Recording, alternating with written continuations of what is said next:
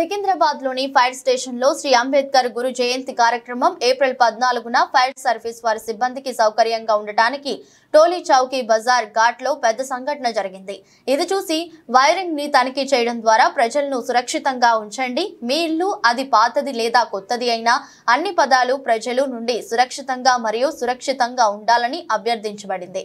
అగ్నిమాపక యంత్రం రోడ్డుపై ఉన్నప్పుడు మరియు మార్గాన్ని ఉపయోగించాల్సి వచ్చినప్పుడు అగ్నిమాపక సిబ్బందికి తెలియాల్సిన పరిస్థితి కూడా ఉంది.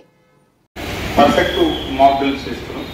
సో అది అట్లనే కంటిన్యూ చేయాలి. ఇంకోళ్ళకి ఆదర్శంగా ఉండే ప్రయత్నం చేయాలి. ప్రతి విషయంలో కూడా కొంచెం అందరికి కూడా బాగానే ఉంది. ఒక్కడే ఉన్నట్టు ప్రమోషన్ డిపార్ట్మెంట్ రానులో బెటర్ ఆప్షన్స్ ఉంటాయి. ఇప్పుడు నాకు తెలిసి స్మోక్ అలవెన్స్ అది కూడా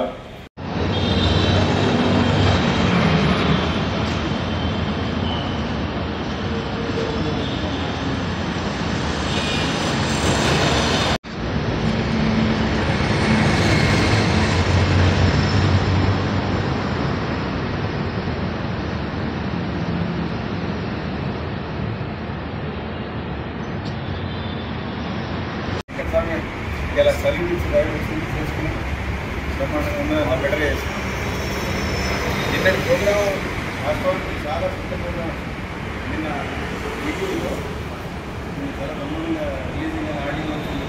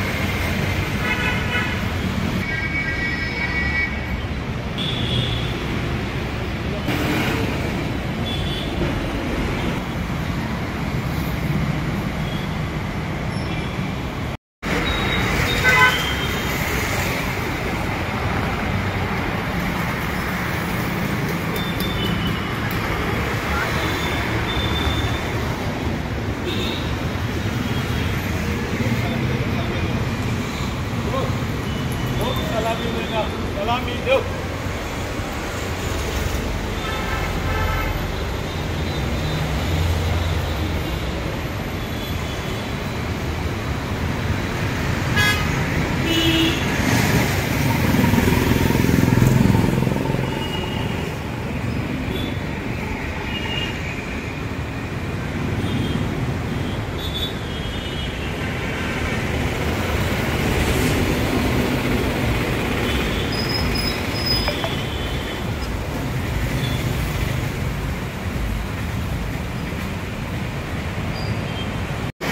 ఇక్కడికి ముంబై కాంప్లైంట్ చేసిన తర్వాత ఫైర్ సర్వీస్ స్టాఫ్ కానీ ఆఫీసర్స్ కానీ అందరూ ఇమ్మీడియట్గా అక్కడికి 1944 ఏప్రిల్ 12th రోజు అక్కడికి బయలుదేరి 30th రోజు చేసుకొని ఆ మెటీరియల్ ఏదైతే పైన కాటన్ కింద తుపాకీ మందుగుండు సామాగ్రి తీసుకొని అక్కడ డంప్ చేస్తున్నటువంటి సమయంలో చిన్న ఫైర్ పెట్టుకొని ఫైర్ పెద్దగల సందర్భంలో fire service Mumbai fire brigade వచ్చి దాన్ని ఆడుతున్న సందర్భంలో అది ఇంకా పెద్దగా అయిపోయి ఇంకా కంట్రోల్ చేయలేని పరిస్థితికి వచ్చినప్పుడు వాళ్ళు అప్పటికే ఫైర్ సర్వీస్ అంతా కూడా మనం జనరల్గా చూస్తూ ఉంటాం. ఒక పెద్ద ఫైర్ ఉన్నప్పుడు లోపలికి వెళ్ళిపోతాం, బయట నుంచి పిలిస్తే నిలబడే పరిస్థితి కూడా ఉండదు. అప్పటికే చేదాటిపోయింది, రమ్మని పిలిచినప్పటికీ కూడా వీళ్ళంతా కూడా ఫైర్ ఆర్పణలో లోపలికి వెళ్ళిపోయారు.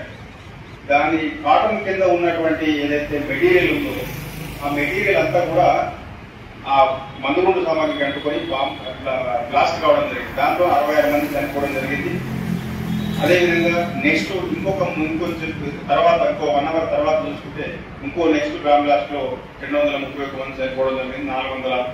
60-31 మంది ఆల్మోస్ట్ దాంట్లో క్షతగాత్రులు, కాళ్ళు చేతులు పోవడం, లైఫ్ లాస్ కావడం జరిగింది.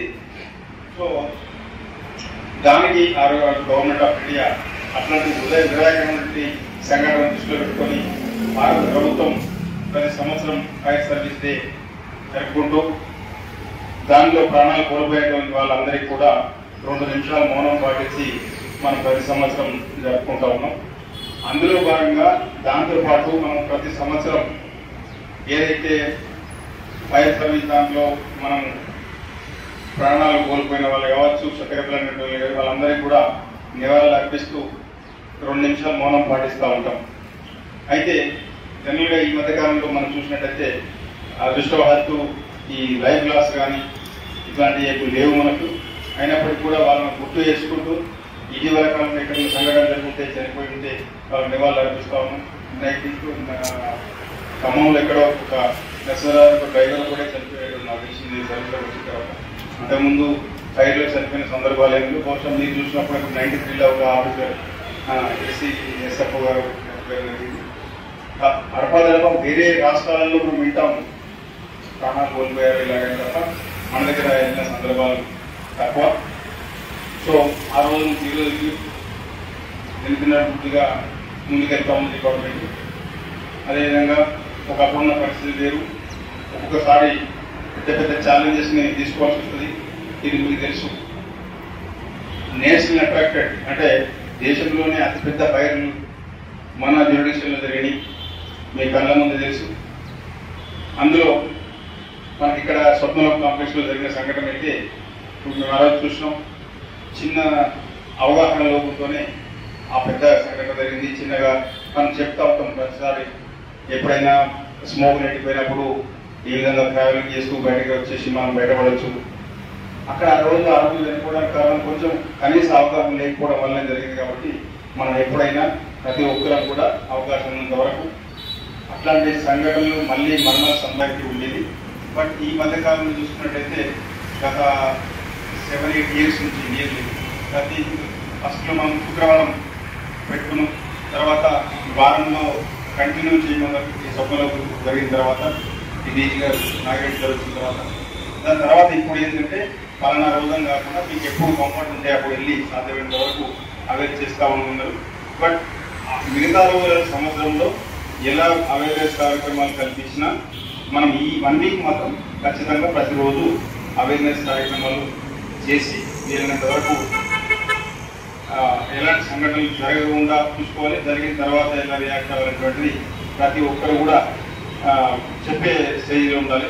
నాకు తెలిసి అక్కడ క్లీనర్లు చేసినప్పుడు కానీ మిగతా వాళ్ళు ఎస్ఎఫ్ఓ అయినప్పుడు కానీ వాళ్ళ క్లాసులు బ్రహ్మాండంగా విని చెప్పగలుగుతున్నారు. అదేవిధంగా మా హరి తర్వాత అనిల్ పోయినట్టున్నారు. చాలా ఎక్సలెంట్. ఇద్దరే వెళ్ళి బహుశా మనం అందరం వెళ్తే ఎంత ఎలాగ చేయగలుగుతామో దానికి